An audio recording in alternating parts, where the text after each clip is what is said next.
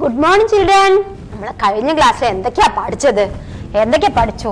ദേ ഇങ്ങനെ താ എഴുതാൻ പഠിച്ചു, താ പഠിച്ചു, അടുത്ത ധ പഠിച്ചു, ദ പഠിച്ചു, ധ പഠിച്ചു, ഞാ പഠിച്ചു അല്ലേ?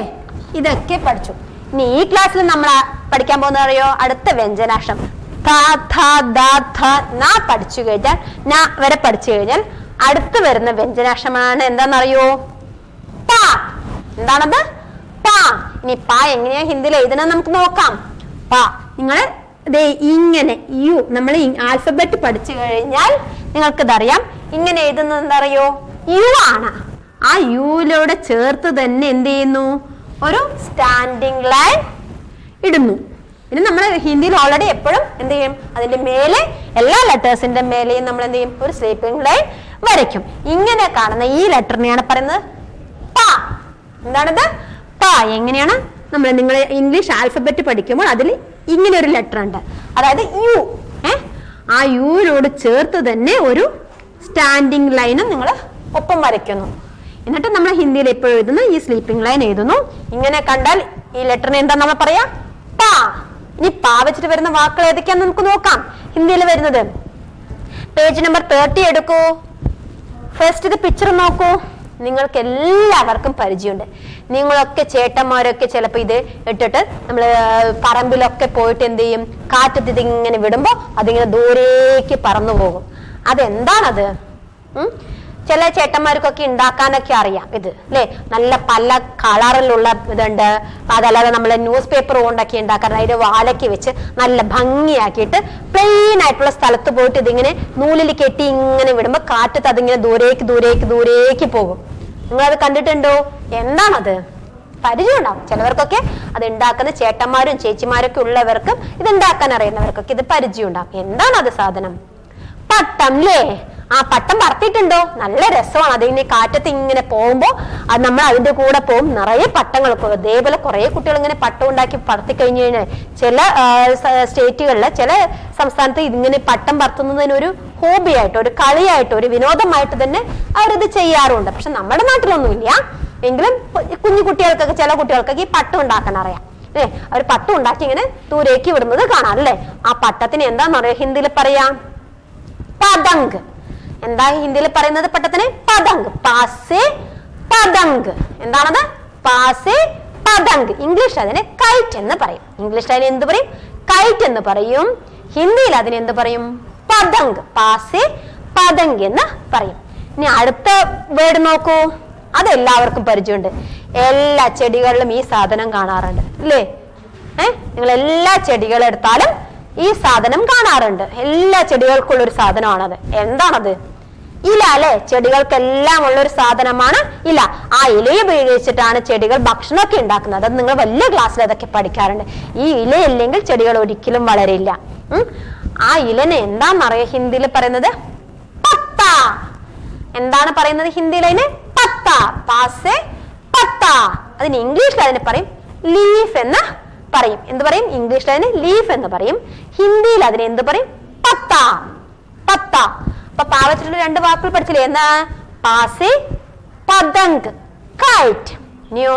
പാസേ പത്ത ലീഫ്. പാ വെച്ച് പഠിച്ചില്ലേ? അത് എളുപ്പം പഠിക്കാവുന്ന രണ്ട് സിമ്പിൾ ആയിട്ടുള്ള രണ്ടും, നിങ്ങൾക്ക് രണ്ടും പരിചയമുള്ള വേർഡ്സ് തന്നെയാണ്. പാസേ പതംഗ്, പാസേ പത്ത. ഇനി പാ പഠിച്ചു കഴിഞ്ഞാൽ അടുത്ത് വരുന്ന വ്യഞ്ജനാക്ഷരം ഏതാണെന്നറിയോ? പ, ഫ. എന്താണത്? അത് എങ്ങനെയാണെന്നറിയോ എഴുതുന്നത്? ദേ ഇങ്ങനെ യു പോലെ ഇട്ടിട്ട് ദേ ഇങ്ങനെ കൊണ്ടുവരും. ദെൻ അതിനോട് ചേർത്ത് നമ്മൾക്ക് എന്ത് ചെയ്യാം? ഒരു വര വരയ്ക്കാം. മനസ്സിലായോ? അപ്പൊ നിങ്ങൾക്കത് കാണുമ്പോൾ ഇത് എളുപ്പം നിങ്ങൾക്ക് മനസ്സിലാവണമെങ്കിൽ നമ്മൾ എന്ത് ചെയ്യും? ഈ പാ പോലെ തന്നെ നമ്മൾ എഴുതുന്നു. ദെൻ അതിനോട് ചേർത്ത് ദേ ഇങ്ങനെ വീണ്ടും ഇടുന്നു. ഇത് എഴുതാൻ നിങ്ങൾക്ക് എളുപ്പമാണ് കേട്ടോ. നമ്മൾ ആദ്യം പാ പഠിച്ചിട്ടില്ലേ? ആ പാ പോലെ തന്നെ ഇടുന്നു. എന്നിട്ട് എന്ത് ചെയ്യുന്നു? അതിനോട് ചേർത്ത് തന്നെ താഴോട്ട് ഇത് ഇങ്ങനെയും കൂടെ വരയ്ക്കുന്നു. ഈ കാണുന്ന ലെറ്ററാണ് എന്ത്? ഫ. പ, ഫ. നീ ഫ വെച്ചിട്ട് വരുന്ന വാക്കുകൾ നമുക്ക് നോക്കാം. പ, ഫ. ഫ വെച്ച് വരുന്നത് ഏതാ? ഫസ്റ്റ് പേജ് നമ്പർ 31 എടുക്കൂ. നിങ്ങൾക്കത് നല്ല പരിചയമുണ്ട് അല്ലേ? കുറേ പ പഴങ്ങൾ, പഴവർഗ്ഗങ്ങളുണ്ട് അല്ലേ? ഒരു കൂടിൽ നിറച്ചും കുറെ പഴവർഗ്ഗങ്ങളുണ്ട് അല്ലേ? ആ ഈ പഴവർഗ്ഗങ്ങൾ എന്താന്നറിയോ ഹിന്ദിയിൽ പറയാ? എന്താ പറയാ? ഫൽ. എന്താ പറയാ? ഫൽ എന്ന് ഹിന്ദിയിൽ അതിനെ പറയും. ഇംഗ്ലീഷിൽ അതിന് ഫ്രൂട്ട്സ് എന്ന് പറയും. ഇംഗ്ലീഷിൽ അതിന് എന്ത് പറയും? ഫ്രൂട്ട്സ് എന്നും ഹിന്ദിയിൽ അതിന് എന്ത് പറയും? ഫാസെ ഫൽ എന്നാണ്. ഫാസെ ഫൽ എന്ന് പറയും. മനസ്സിലായോ? അപ്പൊ പഴവർഗ്ഗങ്ങളിലേക്ക് എന്താ പറയാ ഹിന്ദിയിൽ? ഫൽ. ഫാസെ ഫൽ. ഇനി അടുത്ത പിക്ചർ നോക്കൂ. അത് നിങ്ങൾ പിക്ചറിലും ചിലവര് നേരിട്ടൊക്കെ വീട്ടിലൊക്കെ ഉണ്ടാവാറുണ്ടല്ലേ ഈ ഒരു സാധനം. നമ്മുടെ വീട്ടിലൊക്കെ പാമ്പ് വരാറുണ്ട് അല്ലേ? അപ്പൊ മൂർക്കം പാമ്പിനെ കണ്ടിട്ടുണ്ടോ? ആ മൂർക്കം പാമ്പിനെ തല്ലിക്കൊല്ലാൻ പോകുമ്പോഴേ അതിങ്ങനെ പത്തി വിടർത്തും അല്ലേ? ഇങ്ങനെ നമ്മുടെ നേരിട്ട് ഇങ്ങനെ പത്തി വിടർത്തി കൊത്താൻ വരും അല്ലേ? ആ കൊത്താൻ വരുന്ന അതിന്റെ പത്തിന് എന്താണെന്നറിയോ ഹിന്ദിയിൽ പറയാ? ഫൺ. എന്താണ് അതിനെ ഹിന്ദിയിൽ പറയാ? ഫൺ. ഇംഗ്ലീഷ് അതിന് hood of a snake. Hood എന്ന് പറഞ്ഞ പത്തി.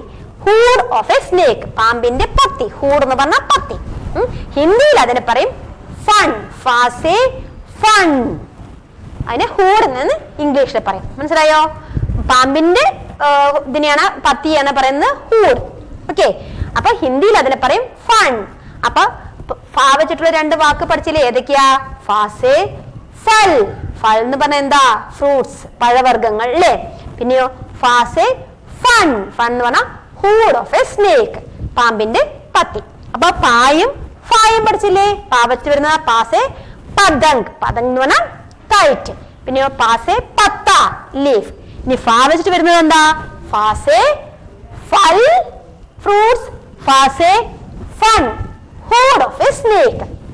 പേജ് നമ്പർ 30-ലും 31-ലും ഈ ലെറ്റേഴ്സ് ഉണ്ട്. അതിൽ നിങ്ങൾ എന്ത് ചെയ്യണം? നിങ്ങൾക്ക് ഇഷ്ടമുള്ള കളർ വൃത്തിയായിട്ട് കൊടുക്കണം. അതോടൊപ്പം തന്നെ നിങ്ങൾ ഈ വെച്ചിട്ട് വരുന്ന വാക്കുകൾ നിങ്ങൾ കാണാതെ പഠിക്കുകയും വേണം. ഓക്കെ.